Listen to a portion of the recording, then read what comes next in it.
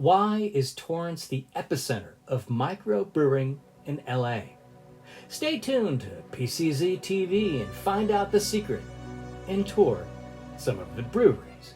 PCZ TV. Today's episode, Torrance is Micro, Part 2, North Torrance. If you've missed it, go back and see Part 1 to understand the history of microbrewing, why Torrance over-indexes on microbreweries, and a tour of 3 of the key gastropubs in the area. Today's video will be drinking through North Torrance. By the way, the following product comments are my opinion. Now, I'm not saying I'm a beer snob, but I lived in Belgium, the little country with the best beer in the world and home to most of the Trappist breweries. Oh, on a related note, if you want to learn what beer James Bond drank, as well as what copious amounts of other alcohol he consumed, feel free to watch my Bond's Booze in the Book series. Yeah, baby, yeah!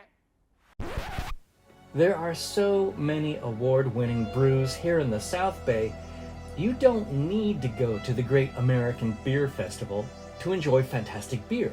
Just stay in Torrance and save the airfare. So enough with the chatting, let's start drinking. We'll start the booze cruise of Torrance at the northeast end of Torrance in the industrial area of town, where 3 breweries are clustered together. First up, Monkish. Stacker.com completed a list of California's highest ranked breweries, and Monkish ranks second with 11 of the top 100 beers in California, and wow, that's pretty darn impressive. Opened in 2012, Monkish was part of the second wave of microbreweries to enter Torrance. Henry Wynn, after a stint in the Marine Corps, obtained a PhD in the New Testament and decided to open a brewery. Brewing monks, a callback to the medieval era for sure.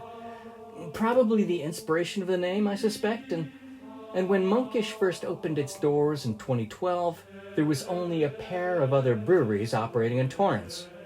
Redcar, which we saw in episode 1, and Strand, the latter being a pure microbrewery and Redcar being a gastropub. Henry asked them if it was okay to open another microbrewery in the area, and the brewers were all super cool and gave Henry their blessing, and Monkish was born. Monkish initially focused on Belgian beers, and the Monkish tap room quietly opened for business in March of 2012. When it first opened, it was small. This small front area was it. And this bench and a few other stools were all that was there for the tasting room. At this time, Henry famously used to post a sign disparaging IPAs. But according to him, it was more to create product differentiation from the other breweries. He's since relaxed that dictum to the point that there is only one Belgian-style beer on the menu, and when I was just there, most of the folks I saw were drinking hazy IPAs. In fact, his expertise in hazy IPAs has made him an expert in that particular field and the destination for those IPA hopheads. Well, so much for Belgium-style beers.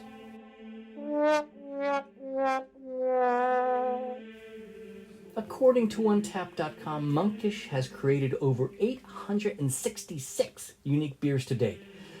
The most common styles currently served, as mentioned before, are the Hazy IPA, the Hazy Double IPA, and the Hazy Triple IPA, collectively amounting to over a third of their sales.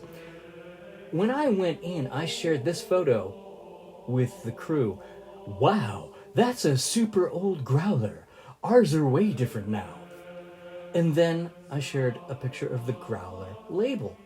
Oh, we've never even heard of that beer, dude. Well, like I said, I guess you have to go with the flow and sell what the public wants. It saddens me that there is only one Belgian-ish beer still on the menu. The rest of the taps are dedicated to those darn IPAs. Now, a side note, fun fact. His mother-in-law used to work at corporate Toyota, and it was she who suggested the members of the marketing department frequent Henry's brewery. I think most of us were there the first week he opened. Such was the power of her suggestion. As I indicated, initially it was only the small, super small front area open to the public. Since then, Henry has expanded his operation, opened up some areas outside and in the back for consumers to enjoy his brews.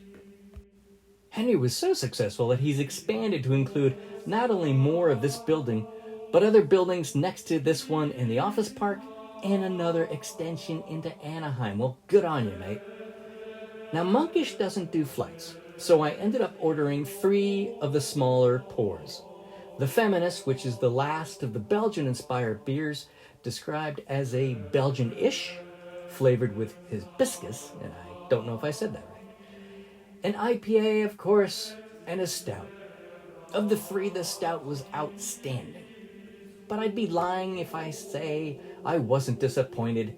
Henry's roots were in the Belgian-style beers, and he built his reputation and, dare I say, hype on the back of these brews, and I miss them. But it's business, I get it. The IPA army is large and wide, and they buy a lot of beer. Next up is Smog City. Laurie and Jonathan Porter opened Smog City Brewing in 2011. Porter, what a great name for some brewers, by the way. They found success and decided to open a tap room, and did so in May of 2013 in Torrance. Just like when Henry sought Strand's permission to open in Torrance, when Smog City Brewing first sought to open its Torrance doors, the 2 owners made sure to get Monkish Brewing's blessing precisely for the same reason. Smog City co-owner Laurie Porter said she later discovered that the fear was unfounded because what she learned was that tap rooms develop their own personality. And that's why we're on tour today. Meanwhile, their beers have won awards at the Los Angeles International Beer Competition and the California State Fair. They've since expanded into Long Beach and another tasting room in Torrance, and are featured at the local resort hotel, Terranea. Pretty impressive. Now, I went to the original location with its resident cat, who studiously ignored me. Typical bloody cat. Now, I ordered a flight of their most popular beers. Of course, they feature and focus on IPAs, but I was pleasantly surprised that their Pilsner is quite good. The bartender was awesome, and when she came by, we chatted about beer, and she saw my interest in the Pilsner and bonused me a Belgian blonde, the Draconis, which is really good. It sort of tastes like St. Bernardus, if you know that. Now, irony alert, they have a better Belgian-style beer than Monkish. Go figure. Okay, I'm whinging. Back to Smog.